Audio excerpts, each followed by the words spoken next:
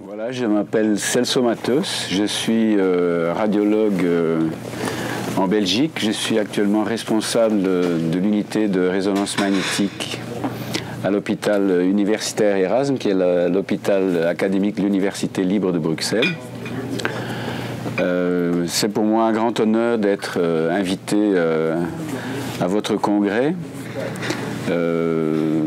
C'est un congrès qui a son 40e anniversaire cette année. Le 40e anniversaire est une phase de la vie importante parce que c'est une phase où on a à la fois déjà beaucoup d'expérience, mais on a aussi beaucoup de place pour des développements futurs. Alors au plan personnel, je pense que ce congrès est très très bien organisé.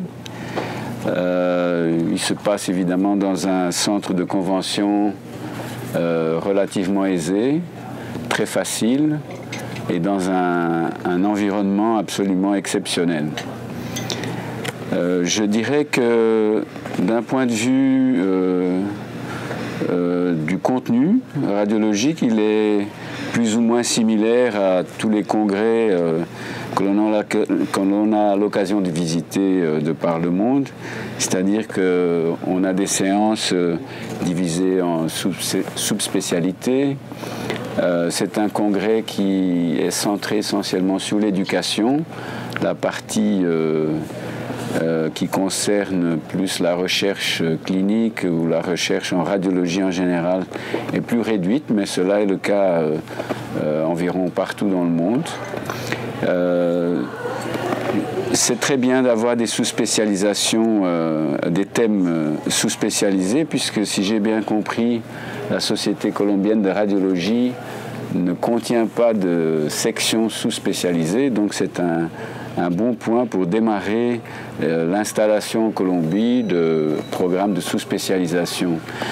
Si j'y suis très attaché, c'est parce que je pense sincèrement que non seulement la radiologie, mais certainement le professionnel de radiologie, le radiologue en général, doit progressivement changer son attitude, compte tenu du fait que la radiologie aujourd'hui n'est plus seulement un acte de diagnostic qui est basé sur les images, mais tout département de radiologie moderne nécessite une confluence et des ingrédients multidisciplinaires. Aujourd'hui, un département de radiologie moderne, c'est à la fois des radiologues, c'est les technologues, bien évidemment, mais c'est aussi une équipe de physiciens, c'est des biochimistes, c'est des confrontations et des liens avec des disciplines parfois non médicales, et c'est cela qui va faire la différence dans le futur, et c'est cela qui va aussi faire en sorte que le radiologue devienne plus médecin et moins technologue d'imagerie. Donc, comme je disais au début, 40 ans, c'est déjà un âge très important. On a de l'expérience, mais il y a encore de l'espace pour se développer. Je pense que ce congrès va se développer non seulement parce qu'il a des contacts internationaux multiples, il a des contacts avec les États-Unis préférentiellement, les contacts avec l'Europe se développent, les contacts avec l'Asie sont également très développés. Et donc, de ce point de vue-là, le côté d'éducation va certainement s'améliorer et continuer à être de très haut niveau. Par contre, on a beaucoup d'espace pour développer à la fois la contribution des radiologues colombiens nationaux au plan scientifique. Il faut stimuler la production de travaux scientifiques et augmenter le nombre de sessions scientifiques dans un congrès, parce que c'est une bonne mesure de la qualité de la radiologie. Il faut augmenter, à mon sens aussi, et ça c'est l'expérience que j'ai retirée personnellement de la séance de l'École européenne de radiologie, c'est que les élèves ou les radiologues ou ceux qui attendent ces séances sont très très friands du côté pratique et d'avoir des informations sur la manière dont nous travaillons dans la vie de tous les jours.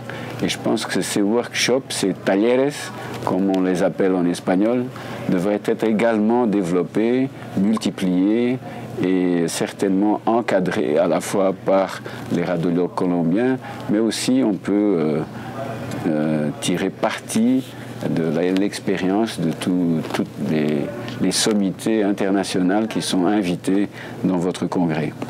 Donc voilà, je pense que c'est une très bonne initiative, ce congrès, c'est de très haut niveau.